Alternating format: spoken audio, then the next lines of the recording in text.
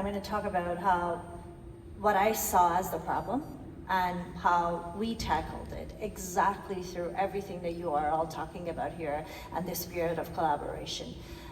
So the problem I saw with affordable housing and the fact that the lack of community and affordable housing in our country was the fact that we always thought of affordable housing as an afterthought, and we always thought that social housing is something that we have to be forced to build, meaning that we had rules implemented to projects, whether it was Section 37 or community benefits or inclusionary zoning, whatever we want to call it, that forced us into building affordable units within our projects. And the problem that I heard from everyone in our sector was, you can't pencil it out. Even if I give you 10 units, I can't make it work.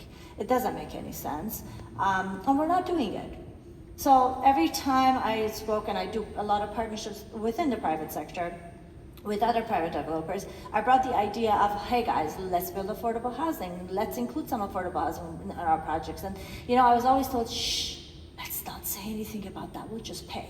Well, that's not going to solve the problem.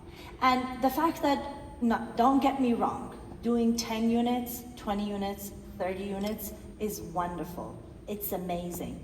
But it is not going to solve the problem that we're in. It is just a Band-Aid solution. So what I ventured on doing was starting projects at scale and dedicating them in full to affordable housing. And I was called a lot of things when I started on this journey, because everybody said, there's no way you can make sense of it. I said, what I'm going to do is I'm going to flip this on its head, and in every project of mine, and the project has to be at scale, we are going to make sure that we have 70% of the units as affordable versus the 10, 20, 50 units that I would give you in a project. So for an example, when we have a project that has about 2,000 units, 70% of those units are affordable housing.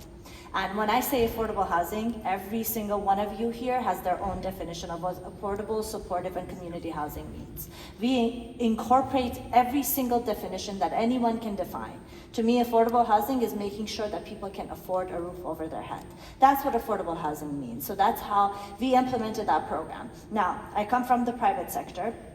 I did not know anything about how the non-for-profits work. I did not know about, the ins and outs of the community housing and the non-for-profit organizations and the support that you could potentially get, incentives and all of that. So what did I do? I went out there and I said, hey, the non-for-profit organizations that I know, and you guys are around me building and doing this work for many years, partner with me. And I brought them all to the table. And it started with Habitat for Humanity, Wood Green, Good Shepherd, Trillium Housing, Black North Initiative. And I said, come to the table. I will put up the property. I will do the work. I will get the approvals. I need you to come support me along the way so that I am designing and building something that is suitable for you, caters to your groups, caters to your community that you are servicing. And together, we can actually make this project work. I was lucky enough that every one of these non-for-profits, and every city I went to a different group of non-for-profits, because I had to, because the capacity wasn't there for the non-for-profits to move from one city to another. But they were there. They still stayed along. They helped out. They came to other cities and found new partners. And we went from one place to another, and we currently have 10,000 units on the go in partnerships and collaboration with the not-for-profit organizations that we can actually pencil out. And we brought in not just rental, because I think it's a scary thing to think about it, but someone who makes a $75,000 household income is not able to own a home. And we found all the solutions so that we can get people to prosper, get them into our communities through our rental component, give a roof over their head, but give them tools such as education within the community and other tools that they need so that we can give them the helping hand so they can actually get better jobs, get better paying, get more income, and eventually move up to be able to own a home through Habitat for Humanity, through Trillium Housing, through many of the other partners that have dedicated their life and time to make sure that there's another step after the rental or after you start to do better in life and create prosperity in many ways and forms. We call them the inclusive, and the reason we call them the inclusive is we consider every group that you can imagine. we are not saying no to anyone that wants to partner with us. We have 10% dedication to the Indigenous community. We actively work with Indigenous partners. We welcome them to come and talk to us at any time because we want more Indigenous involvement in our communities.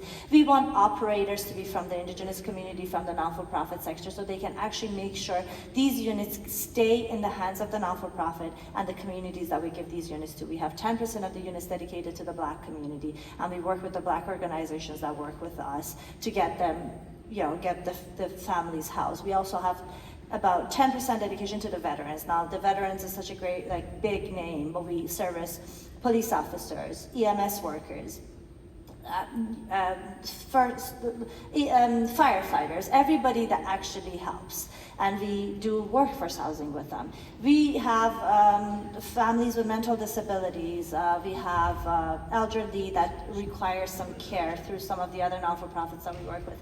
There was no way I could have possibly done a project like this if there wasn't collaboration, if there wasn't partnership, and if I did not have the non-for-profits that I have around the table involved and partner with me and bring their expertise to the table. Again, I can never claim to have even close to the years of experience that my panelists here have, but I brought the partners who had those expertise. I brought the partners who had the capability, capacity to think about everyone in the community.